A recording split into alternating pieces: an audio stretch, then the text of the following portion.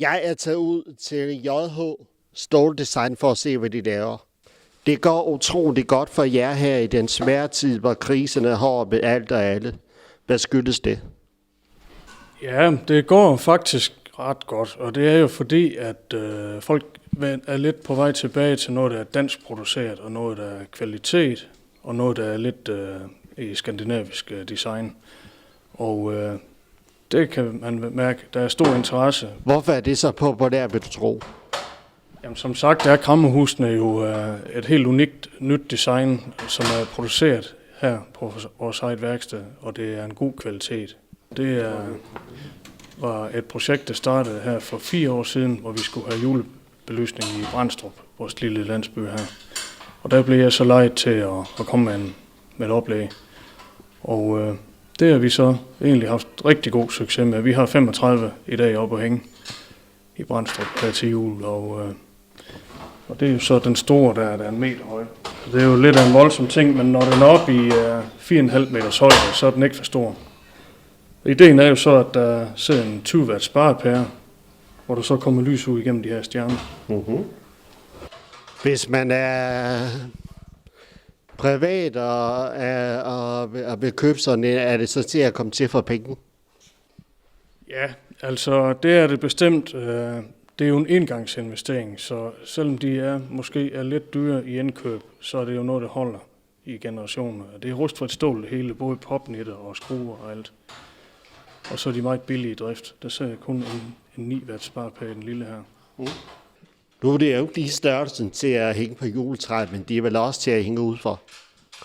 Ja, bestemt. Altså, ja, de skal jo hænge udenfor, men vi har også julepynt til juletræet. Og det er faktisk en idé, der er opstået efter det her, hvor vi genanvender designet. Er det en enkelt mands virksomhed, eller hvor mange ansatte er der? Ja, altså det er jo noget, jeg er startet på som enkeltmandsfirma, men jeg kan jo se, at det begynder at udvikle sig. Og nu har vi 2 praktikanter inde, der hjælper her, hvor der er spidsbelastninger på julepynt. Og så har jeg familie og venner, der er flink til at komme og hjælpe os. Næste skridt bliver at få ansat en sælger, så jeg kan koncentrere mig om produktionen, og så har vi nogen til at stå for salget. Kasper, hvordan er du kommet i gang her? Jo. Jeg starter som praktikant her for 2 måneders tid siden, som en del af min STU, og jeg kunne sgu godt lide at være, så jeg valgte at få praktikken forlænget. Og jeg synes, det er et enormt hyggeligt sted at være. Der er utrolig mange opgaver, især i at lave vores krammerhus her, som er enormt populært. Der er mange forskellige faser i, hvordan vi laver dem. Det tager også enormt lang tid, men det er jo så belønningen værd, når vi får dem solgt. Har du en fast aftale her i praktikken?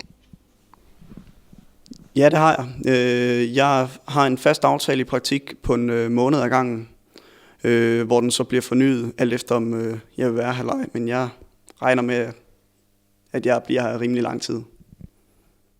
Så det kan være, at du ender med at blive fastansat til sidst? Ja, det håber jeg. Det er et enormt dejligt job, og også et rigtig godt erhverv, synes jeg.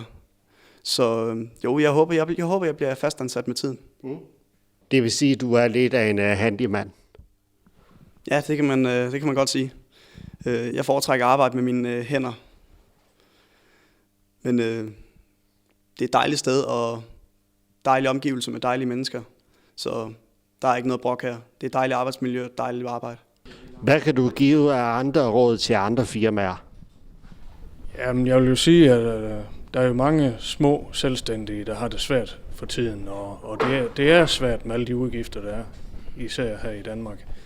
Men man må ikke give op på halvvejen. Man skal følge sin drøm, og så skal man være fornuftig, også med de udgifter, man har. Så skal det nok gå.